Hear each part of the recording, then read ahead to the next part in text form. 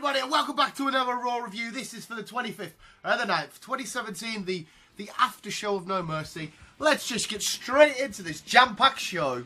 Apollo Crews taking on Elias Sampson in a rematch from last No Mercy. But this time, Titus O'Neil gets a little bit involved, he gets hit in the knee. Elias Sampson picks up the win and has a little scuffle with Titus at the end. Has a little bit of a promo and he mentions Goldust. So backstage, Goldust, you know, he says, oh, whatever, blah, blah, blah. And he takes offence to it and attacks Finn Balor, which sets up for a match for Goldust against Finn Balor. It's Finn Balor against Goldust. Great match, but it was pretty much one-sided. Finn Balor did more of the offence. He ends up picking up the win, but Bray Wyatt plays his song at the end. He's not there, he's got the whole world. That song plays and it's all a bit like, is this feud still going? Jason Jordan and Matt Hardy taking on the Miztourage. Jeff Hardy's ringside. And the winner for this match, well, the winners, is Jason Jordan and Matt Hardy. Bayley and Sasha Banks are taking on Nia Jax and Emma. It was a pretty good match, and Bayley and Sasha Banks end up being the winner. They end up taking Nia Jax on the outside out and then finished off with Emma. Bayley to belly, boom. Bayley picked up a win, or got a pin.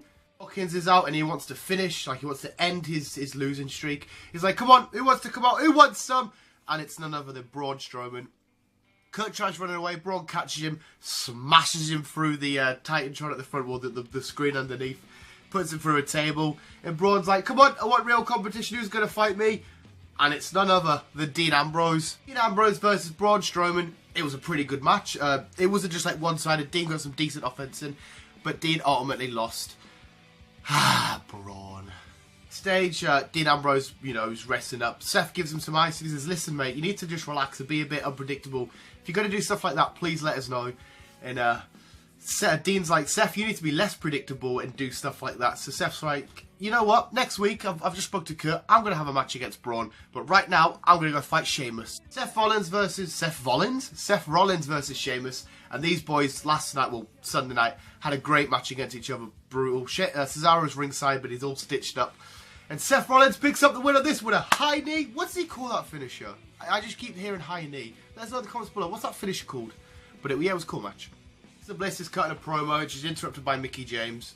And of course, if you watch Raw Talk, she dissed Mickie. And Mickey's basically there to confront that. She's like, listen, you dissed me. You think I'm old. I can still cut it, whatever. I paved the way for you girls. And she ends up slapping Bliss twice and then super kicking her with a pair of high heels on. I was like, if that went wrong, you could have took her eye out. But maybe these guys are going to go into a feud now. TV, which actually kicked off the show, Miz's interviewing Reigns. And, you know, Reigns says, come on, let's have a fight after a little heated argument. And Kurt comes out and says, that's perfect, actually. The Miz versus Roman Reigns later on tonight. Get to that match, and it was a pretty good match. But Reigns, not super quick, but Reigns picked up the win. But it was afterwards, the Miztourage obviously jumped Reigns. He gets out of it, but then they come back in. And they start welting him with chairs. Miz ends up skull crusher finale him onto a solid steel chair. I don't know if this is a feud that's going to progress or go on more. Maybe Reigns is going to go for an IC title fight. But they did mock the Shield in the Miz TV interview. And at the end, they stood over Reigns and the Miztourage and Miz put their fists out like the Shield did. So maybe we're going to have a Miztourage and the Miz against the Shield type thing. I don't know. End the review with the Cruiserweight stuff. Enzo's come down. Took a very heelish turn. It sounded very heel-like. And obviously he won the title very heel-like. He's interrupted all the Cruiserweights there. Neville comes down. Not mega babyface, but it was more babyface. But anyway, he lays waste to Enzo. Then, I think this happened after Raw, but all the Cruiserweights come down. And then Braun comes down, destroys Enzo with one power slam. Then he says, you boys want him, go get him. And then all of the Cruiserweights just destroy Enzo.